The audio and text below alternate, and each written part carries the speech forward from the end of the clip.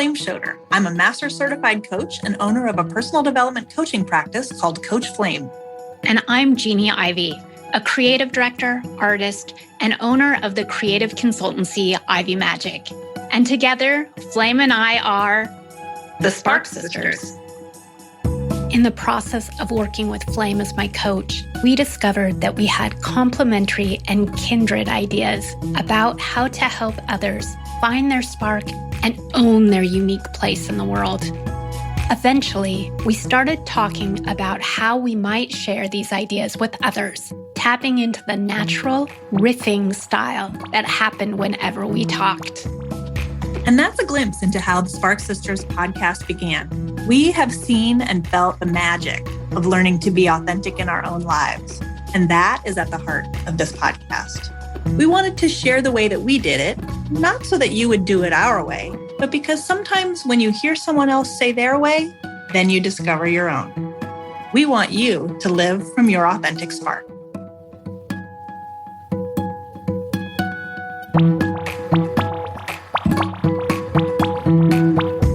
Flame, I'm so excited today talking about an interesting aspect of authenticity. And well, I think we've talked about before that ultimately, like so many things about ourselves and our own personal journeys, it is an inside job. Like it's ultimately up to each one of us to choose to be authentic. We can have a community around us or helpers that help sort of encourage us and support us as we're on that journey. And I first was really curious about this from a professional perspective, because I know that you do work with managers. And so I was specifically thinking, how can managers help foster a team environment or sort of culture that encourages and supports authenticity? Is that even possible? Great question, Jeannie. I do believe it's possible. And I would also put it under the heading of the advanced course. You know what I mean? Like it's not necessarily the easy route, but I do believe that when managers cultivate the skills to do it, it does produce very sustainable and satisfying results, not only for you as the manager, but also for the individuals on your team. Yeah. So how do they do it? That's a good question. So authenticity obviously is inherently individual. Mm-hmm. What's good for the goose is not, in fact, always good for the gander. Yeah. And as a manager, to make space for that is very powerful because it's empowering for people to know that they can be different and still be accepted, still have a place, still have a purpose. And I think the art of this or the skill of this comes partly from the field of complexity science in things like polarity management. Oh, talk more about that. So I believe Barry Johnson is the man who coined the term polarity management. And it has to do with the idea that in life, there are these inherent opposites, like things staying the same and things changing. Mm-hmm. Well, which is better? Either, right? They're both good. Yeah, you have to have a blend of both, right? And there's a whole set of these polarities in life. And we each tend to have a preference for one or the other. Like if you look at the Myers-Briggs, it's polarities, introverted, right? Yep. Intuitive, sensate, right? Those are polarities. And we have a preference for one or the other. And that's how we come up with our Myers-Briggs type. Well, for me as an INTJ, I prefer to be intuitive and to do that in an introverted way. And so that gives me one side of the polarity. Now, if my manager knows that about me and makes space for me to do that, and also some of the complexity of it is that if I'm an INTJ, I also am an extroverted thinker, which you wouldn't think I need to talk about what I think, but I do. That's how I hear it. Mm-hmm. If my manager can appreciate that, acknowledge that, encourage that, but also I need some ENFPs on my team, right? I need some people who are extroverted and they are more in touch with the emotional truths of the situation. And they hold a lot of space for new answers to emerge. Whereas my little J wants us to come to some decisions right away, right? Even if we don't have information, let's just pick. If a manager can also hold space for that and navigate, how do we appreciate both then that's where authenticity becomes usable. It becomes a contribution to outcomes that are really holistic, have multiple viewpoints woven into them. And then people feel really valued and cared about and seen, which is what part of what makes them loyal, but also very creative and contributing. So, wow, I like that. Yeah, I like that a lot. That's really interesting. So maybe as a follow-up to that, although taking it in a little bit of a different direction, is what would you say to managers who are like, my company's culture is, bring your whole self to work. And that has brought about people being authentic in that I'm going to be unfiltered and really I want. Yeah. And so why should I don't want that. I don't want, my team to just be mean and insensitive and just saying whatever's, on their mind all the time. What would you say to managers who have that sort of static about authenticity at work? Yeah, I would say, I hear you, managers. And if we, as managers, as coaches, as creative directors, can have the kinds of conversations with people where we're really looking at the impact of those behaviors, I don't believe that most people truly want to be insensitive. That's not actually on their standards of integrity, like we talked about in our last episode. They may have other drivers that are motivating them, like they want to, maybe they're very delivery driven, right? So they want results. Yeah. Okay. So if we can have a conversation where we say, what I hear is that you really want to deliver. Is that really in conflict with what this other person wants or what this situation is calling for? Or is that just your assumption of the situation, right? Then we sort of slow down the thinking and we allow a new level of authenticity to emerge for the person in front of us. I'm getting really coachy right now. I hope that's okay. I love it. Keep going. I love this question because then the person may begin to see that either that's a polarity to manage. Oh, wanting to deliver on the product and needing time to deliberate on the product are actually two ends of a figure eight that we're always swinging back and forth between. Then their emotional intelligence grows. They become more patient or more willing or more compassionate or whatever they need to cultivate that is on their standards of integrity to really open up the experience. So it's my belief that people really are not, that when we see that behavior that's kind of insensitive or dismissive or negating, that's usually in their blind spot.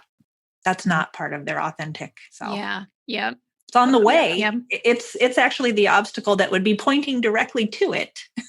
If they have someone in their life or they're listening to a podcast like this, whatever, that helps them go, oh yeah. Your question leads directly into one of my questions, which is, how does life get harder when we try to deny someone else their authenticity? Everything just becomes harder when working with them, when being in relationship with them. And I think that so often the people that we're in relationship with, whether personal or professional, it can be very easy to go, well, this is how I would do it. And you're not doing it that way. And so I'm frustrated. And so there's maybe a little bit of fear of, what if I support you being authentic and there's no space for me and my sort of, ideas and perspectives on things as well, rather than, and this is something that I've experienced in my sort of creative career and as a creative director, is that when everyone's authenticity is dialed up, that's where you get the phenomenon of ideas that build off of one another. And it gets to be a point where you can't tell who came up with what. It just, all of a sudden you've merged, you've melded, everyone is, firing on all their authenticity cylinders, and something magic, some sort of alchemy happens. But that can't happen if we're afraid that someone else's authenticity is going to dim our own. Yeah. And people feel so disrespected and unhappy in that dynamic. Yeah, for sure. So then what is it that we're saying that you need to, if I'm feeling that fear and sort of wanting to deny someone else their authenticity or wishing they would just do it my way instead, if we were going to flip that, what do I have to take ownership of in order to allow other people their authenticity? Well, it all goes back to, I think, owning your own authenticity.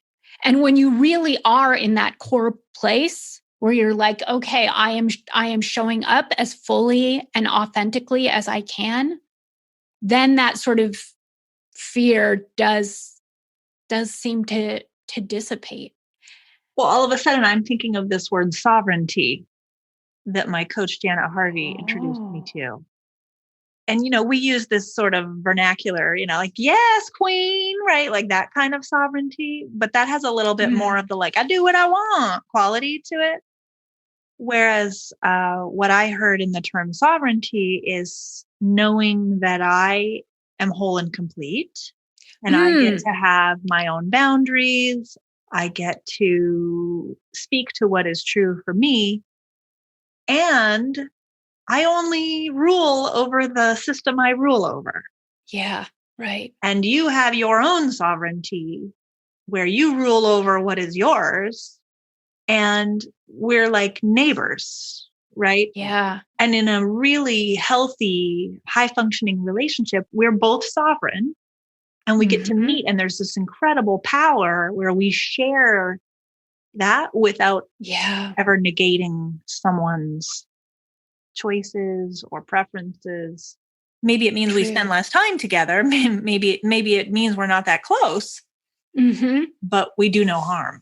Yes. Yep. I think even when someone else's authentic self is someone that you don't really gel with them, I still think there's something so exciting about being with people that are being authentic. And I would say that as a creative director and as someone that has managed teams, the best thing for me was seeing people be their authentic selves. And even when it was like, yeah, you at your most authentic self is someone I probably wouldn't hang out with. But wow, what amazing things you are able to do in your sort of arena and within this team. And I love seeing that. And for me also as a manager, something that I've learned is every time I've been a manager, Flame, I think the leadership at the place that I was at was sort of like, well, you're not really breaking any rules, but you're not really managing the way we think managers are supposed to manage. And that kind of subtly or not so subtly ruffles some feathers, except for the team that I'm managing that say things like, this is so refreshing. I've never had a manager like you before. And that's managing in an authentic way seems to role model and give a permission slip to the team I'm managing to be authentic. We are seeing our manager take a risk in being authentic as a manager. Maybe that means it's safe for me to take a risk too and show this team more of who I am. I don't know. Maybe that's just has been my experience. Maybe that's not global. And I don't think that I could do that if I didn't feel like it's exciting to see other people be authentic. Like I'm really, more than really anything else in my professional life, seeing other people blossom and be authentic is the best. Oh, I totally agree with you there. I guess for me, it's like, if we're not aiming for being authentic, then what's the point? Yes. Like literally, what are we doing? We're just following a bunch of rules until we die. Yeah, right. We're just trying to stay alive, which is a much less fun game than being self-actualized. Yeah. And authenticity and self-actualization are, if they're not the same thing, they go hand in hand, right? Yeah. Yeah. Why is it that we think that that's so fun? Is it because it then empowers us to go back and be even more authentic? I think that's definitely part of it. I also think there's something just really beautiful the way anything that's natural is beautiful. Beautiful like a sunset, beautiful like a mountain, beautiful like the ocean. When we see someone else fully being themselves, they shine. And there's just something really peaceful and beautiful about that. There's a rightness to it. Yes. So I'm thinking about that. And also how sometimes our authenticity really feels like it threatens other people. That if we get out of line, sort of like you were talking about leadership in some companies that you've been a manager, and it's like, if you don't stay within the boundaries that we're setting up, where does that put us? Should we be reining you in? What do we do with that? Well, I can tell you what we don't do. And what we don't do is we don't dim our own authenticity because someone else is threatened by it. Like, I think that's the worst thing we could do. It's almost like this whole lifetime is set up as an enormous gauntlet. And when you get to the end of it, of the obstacle course, you're authentic. And you have to go through the challenges to get there. Like that's what makes you strong enough. That's what gives you the skills. That's what gives you that laser focus and presence to really be able to run the gauntlet. Is the fact that there are these challenges all along the way. Yeah, true. And so for me, a big part of my coaching stance, a big part of the spiritual lessons I've needed to learn in this lifetime is understanding there will always be obstacles and nothing is wrong. Yes. This is the way, right? As the Mandalorian would say. When I don't spend any time hating on the obstacles, then I just have energy to deal with the obstacles, which like tunes me into myself. It helps me draw on my higher self or my true heart or my standards of integrity so that I can be it more and more of the time. Yeah. And I think it can be easy for certain types of people. And I would include myself in that group. Ones. Yeah, the human ones of being like equating challenges with disasters. And sometimes the challenges and the obstacles are something that are very quiet and personal. And you're like, oh, my obstacle is a incorrect conclusion I've held about myself for decades. And so I've got to untangle that. It's not my house burned down to the ground or, I had some horrible schism with someone that's close to me. It's not always, the obstacle is not always like that. And so sometimes it's easy, like, I don't want to go through the obstacles because we go to the place of worst case scenario. And that's not, and in fact, probably most of the time, that's not the obstacles and challenges we have. Something I love that you do, Flame, to help put those things in perspective is I can think of several sessions that I've had with you in the past where I've said, and then and I don't know what I'm going to do if that happens. And you'll be like, so what's the worst thing that could happen? And then I'll tell you, and you'll be like, and what's the worst thing that could happen because of that? And you just keep taking me down the path until I start realizing, no matter how far down the road I go with this line of thinking, there's never going to be a catastrophe. Or even if there is a catastrophe, it's like handleable. Yes. Yes. True. Or that the catastrophe is in my mind. Yes. I remember, I didn't even coach her. I just remember hearing this story about a very well-established nurse with an incredibly brilliant career, late in her career. And she was having a very big worry about it. And her coach used that same, and what would be the worst part about that method from neurolinguistic programming? And eventually she said, well, I'll be like living in a van on the streets. It'll just be me and my cat. And it was like, as soon as the words came out of her mouth, she just had to laugh. Like that's not going to happen to me. Like, not only am I incredibly capable of fixing things before they get to that point, but I have family and friends who love me. And yes. Yeah. I live in a community that has, social support networks, flawed though they may be, like, it's going to be okay. And then it freed her up to just start dealing with the situation, which was at hand. So that is sort of the natural feature of the mind, trying to keep us safe. Mm-hmm. And so that obstacle really becomes her call to authenticity, right? That's the yes. That's the underlying methodology of this crazy planet we call Earth. Have we had a conversation yet about how we know when people are feeling supported in their authenticity?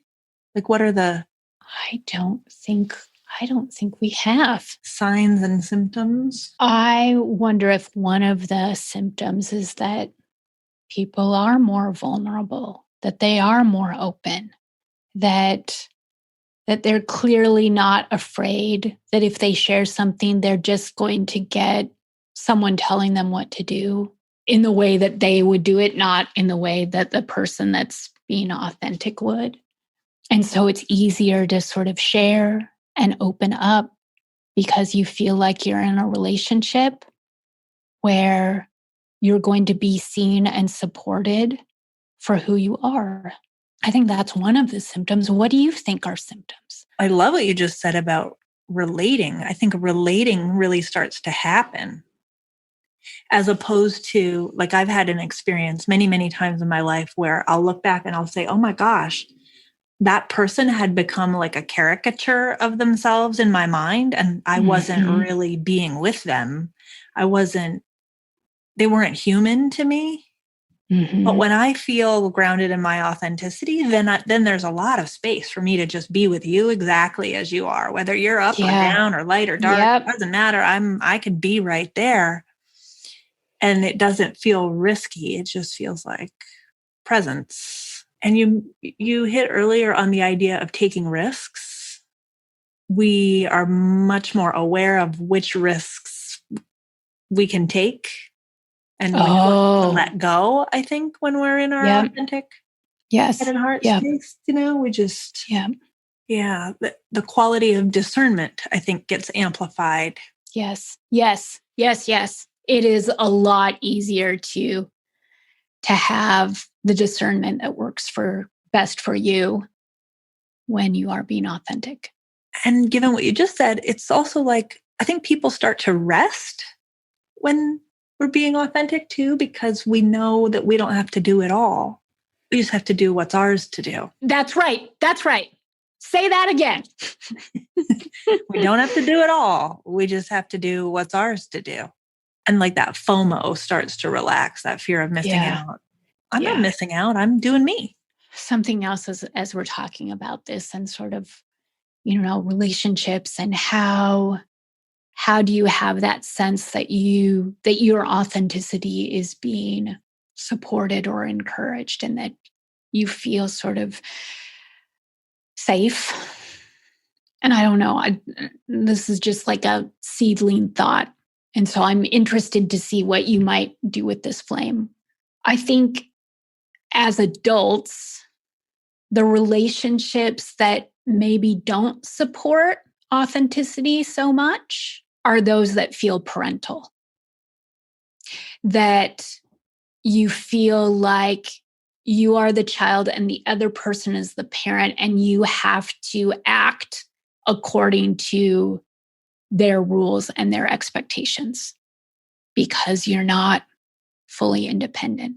And this is what I think of. The example that comes to mind is, there's a trope that goes around that says, a friend will encourage you, or what is it? It's something, the sort of kind of quote, quote, punchline is like a best friend won't tell you what you want to hear. They'll tell you what you need to hear.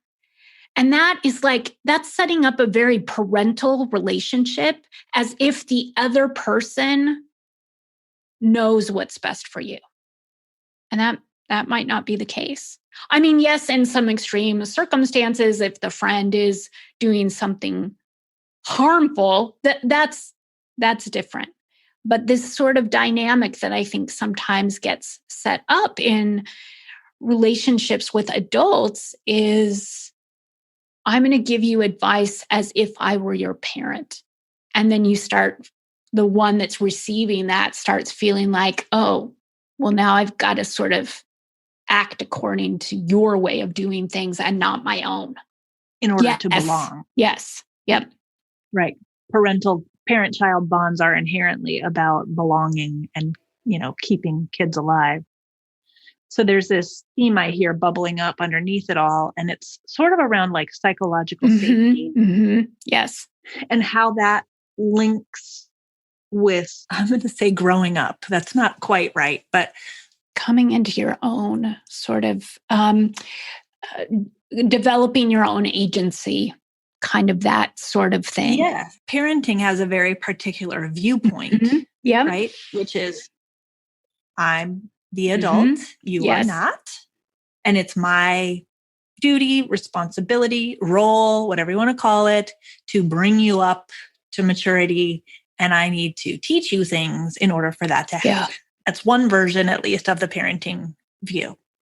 And I really appreciate you bringing this distinction to the conversation, because where we come from as creative directors, coaches, whatever you want to call us, is not right. that.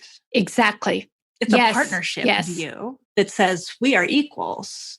Now, maybe we aren't always behaving mm-hmm. as equals, but fundamentally, you are a grown adult and I am a grown adult, and we want the opportunity to demonstrate that fully. And we're going to see each other in that way.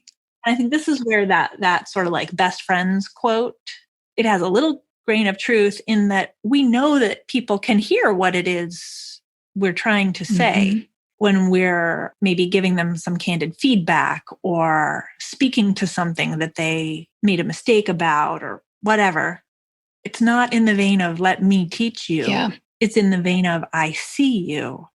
I see your authentic heart in there, and you're not quite doing it yet. Yep. So let me give you an invitation, and then you can choose whether to accept my invitation to this next level of authenticity or not. Yes.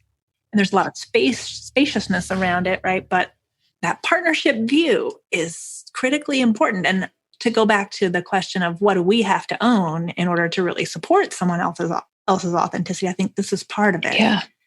We have to own that viewpoint. We have to notice when we're in more of a parental or a fixer mode. Yeah, right. When we're trying to manage our own anxiety by getting someone else to have a certain behavior.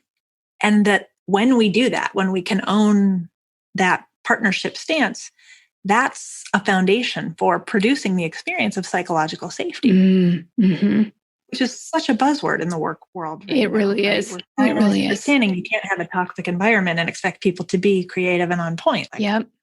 True. Yeah. But if you can see everything as a partnership of equals, something different emerges. Yeah.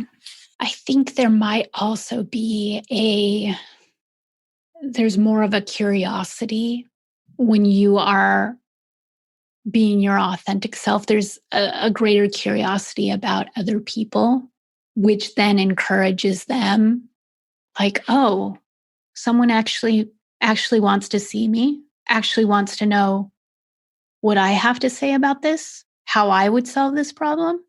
And it is sort of an invitation. Now, people, depending on where they are in their journey, can decide to refuse that invitation. But I think that's another one of those ways that we can encourage or foster authenticity in our relationships, personal or professional, is to be really curious about what does authenticity look like for the other person? Because it's not going to look the same. Like to your earlier point, it's so individualistic that someone else's version of what their authentic self looks like is going to be different than mine. So I'm sort of curious to to learn what that is for you. And this points to the concept of win-win solutions too, right? Like our innate animal instincts would say either I win and you lose or vice versa. Mm-hmm. Therefore, Mm-hmm. I hope I come out on top so that I win, if we're coming from our amygdala and our limbic system. But if we can get up in our prefrontal cortex, there's this capacity to say, to use that curiosity and go, okay, yeah, what's going on for you? Like, I hear you really advocating for this in the project, and I want to understand why that's important. Tell me what it is. And then once you come to that understanding, it may not be that what you want from the project is wrong at all. It's that both are right. Mm-hmm. And when we can keep our eyes on the prize of a win-win solution where both of our viewpoints are integrated, or where both of our needs are met, again, magic happens here. Yeah. This is where that innovation that really meets humans' needs and really solves problems starts to happen. Because it doesn't have to be either or. That's immature thinking. Yes, true. That was a good example from the professional sphere. What might be an example of a win-win in a personal relationship, do you think? A couple where one is a spender and one's a saver. Okay. Right? Like, who hasn't experienced this? Yeah. Mm-hmm. Well, let's use the polarity question again. So which is better, spending or saving? Well, no, both. You need both. Mm-hmm. And when we're looking for a win-win solution, if there can be alignment about which goals are, let's say we pick 2 goals a year, they're our most important goals, and we definitely save towards those, then they can support each other in, no, we don't want to spend money on that because we're saving for our 2 big goals. And they can set a budget of, we spend $300 a month on just whatever we want to spend it on. Mm-hmm. And so there's this experience of, we do get to spend money on spontaneous things that really bring us joy in the moment. And we set good limits around the quantity of that money so that it feels like it's an integrity, right? And that's the win-win of it. So that then there doesn't have to be resentment and backtracking or the feeling of failure. Like, we never get to build that sunroom, Bob, because you constantly go out gambling with it, right? Mm-hmm. Mm-hmm. Well, it's not that Bob doesn't ever get to gamble. Bob gets to take his $300 a month and do whatever he wants. So good. Yeah, this whole conversation is reminding me that authenticity really is the gateway to a satisfying life. And satisfying relationships. Yes. And satisfying work. Yes. Yes. And I believe that we will see continual shifts in society and in the efforts that we choose to put our considerable personal energies into as we become more and more authentic individually. So it is an inside job. It's one at a time, but it has a tremendous social impact. Well, and the thing is, I think authenticity is one of those things that is simple and complex at the same time. Like, it's something that you can intellectually say, oh, okay, I understand what authenticity is. But the working out of it is a process, and not just a process for our own lives, but a process for society in general. So you can come and find examples of writing and literature and songs from the far distant past that are talking about this and the importance of authenticity in one way or another. But as a society, as a group of humans, we're still working out what that means. But I think what you're getting at it, Flame, is that there does seem to be an inflection point where it feels like as a species, we're maybe starting to get that. And the benefit of it, maybe more than we were several decades ago, and certainly several centuries ago, that we're on a continuum. Yeah. It's never done. Yeah. Yep. Yep. But that's part of the fun if you let it be. Mm-hmm. Yep. Agreed. So we've just had amazing episodes, so many good things to think about and consider. And for our audience, I just want to let you know the next couple of episodes, we're going to do things a little bit differently. And And we're going to share our own stories as they relate to authenticity. So the next episode, Flame's going to share her story and then I'll share mine. And why we're doing this is that a lot of times we learn or we get inspiration from stories. And so rather than discussing sort of this in a way that might feel a little bit more academic's not the right word, but a little bit, higher pie in the sky, we're actually going to bring it down to what it looks like in our own lives and where things are working and where we're still growing. So can't wait to share those with you and really, really excited to hear your story next week, Flame. Well, thank you. I'm excited to share it with everyone. And, it makes me feel a little vulnerable too, but all is well. Yeah, all is well. And with that, I think we can wrap up this episode. All right. Thanks again, Jeannie. This was a fantastic conversation. Yeah, it was. Thank you, Flame. And talk to you next time. Can't wait. Thanks for listening to this episode of the Spark Sisters. Today's episode included editing and original music from Podcast Edition. You can find them at podcastedition.com. If you'd like to learn more about this series or connect with us, visit sparksisterspodcast.com.